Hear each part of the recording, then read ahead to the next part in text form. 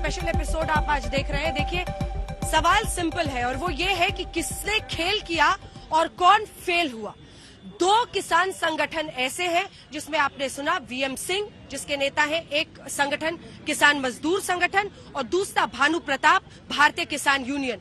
दोनों ने ही अब इस आंदोलन से अपने आप को अलग कर लिया है। ये बता रहा है कि इस पूरे आंदोलन की जो विश्वसनीयता है वो अब सवालों के घेरे में है। लाल किले में आज शाम के पहर में हम जहां इस वक्त मौजूद हैं, देखिए यहाँ पर पुलिस की शाम में एक तरह से ब्रीफिंग की जा रही है और जानकारी ये आई कि तमाम जो वरिष्ठ अधिकारी हैं वो ब्रीफिंग कर रहे हैं किस तरह से रात के लिए आज की डिप्लॉयमेंट होगी वो होगा। लेकिन जो कुछ इस लाल किले की प्राचीर ने बीते दिन देखा है, देखिए सिर्फ लाल ईंटों की एक इमारत नहीं है ये, इसमें हिंदुस्तान के उन स्वतंत्रता सेनानियों का लहू है जिसके जरिए आजादी मिली। हर 15 अगस्त को इसी प्राचीर से देश का प्रधानमंत्री, चाहे वो किसी भी पार्टी का हो, तिरंगे को लहराता है और उसी पोल पर जब कोई अपने धर्म का झंडा गाड़ देता है तो इसकी इजाजत इस मुल्क में नहीं हो सकती है। और इसीलिए हर कोई आहत है कि ऐसा आखिर किसान आंदोलन के नाम पर क्यों हुआ। सवाल ये भी है कि आखिर किसने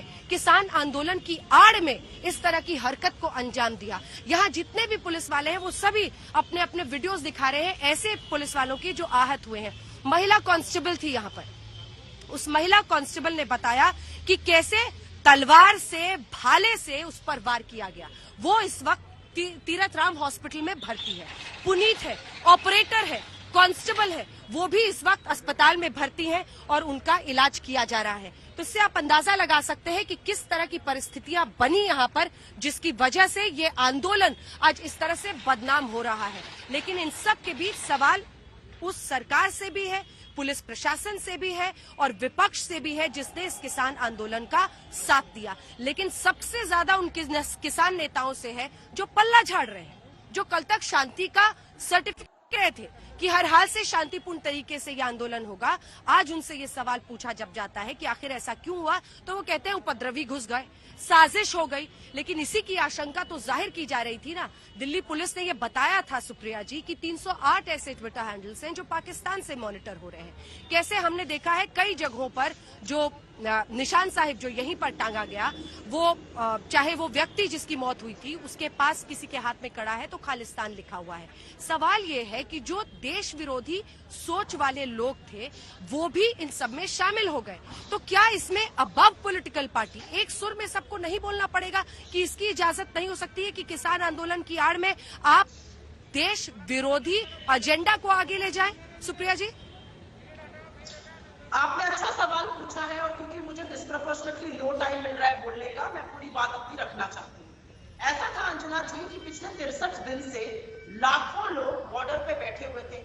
एक भी अनहोनी की घटना सामने आई, एक भी ऐसी अप्रिय घटना सामने आई कि किसी के साथ कुछ बदतमीजी हो गई, कहीं मारपीट हो गई, कुछ दंगा हो गया, कुछ भी सामने नहीं आई।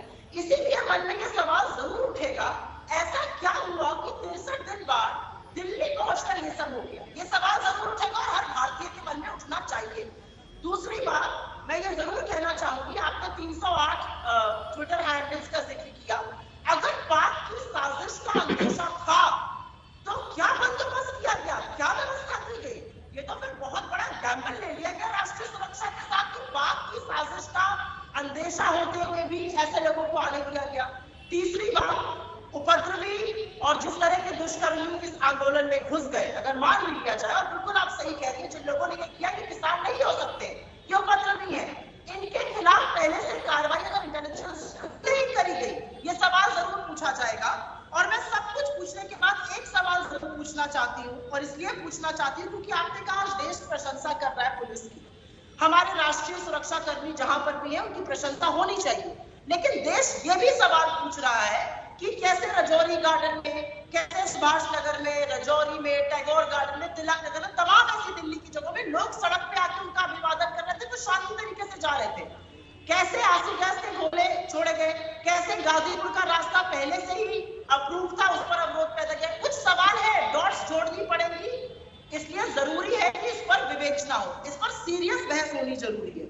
और मैं अंत में ये जरूर कहना चाहती हूँ कि मोदी सरकार और जितनी विस्मयता हमारे सब लोग दिखा रहे हैं, और इसमें मैं मीडिया को भी पूछूंगी, 70 किसानों की मौत पर जब प्राइम मिनिस्टर चुप थे, जब 70 से ज्यादा किसानों की मौत हो गई और सब लोग चुप थे, तो कहां थी ये विस्मयता? ये सवाल भी आज देश पूछ रहा है और इस सवाल का जवाब भी चाहिए कि क्या एक कंडोलेंस मैसेज, एक सहानुभूति का शब्द प्रधानमंत्री महोदय के पास से नहीं आना चाहिए था? और सबके बाद आज भी वक्त है, दम्भ छोड़िए, अहंकार छोड़िए, काले कानूनों को वापस करिए। अगर वो देश की आत्मा को स्वीकार्य नहीं है, उन पर मत थोपिए। किसके लिए आप ये कर रहे हैं? उनके इशारों पर मत नाचिए। देश के किसान हैं, शांतिपूर्ण ढंग से बैठे थे, वापस चले गए, उनका याद करके उनकी बातें करिए। और संबित जी कह रहे थे जनरल डायर और हिटलर और तमाम चीजें। 70 किसान की मौतों के बाद किन नामों से बुलाया जाए वो आप ये बताएं। हमने तो ये नाम नहीं दिए, वो खुद ही ये नाम सजेस्ट कर रहे हैं, लग रहा है यहाँ पर।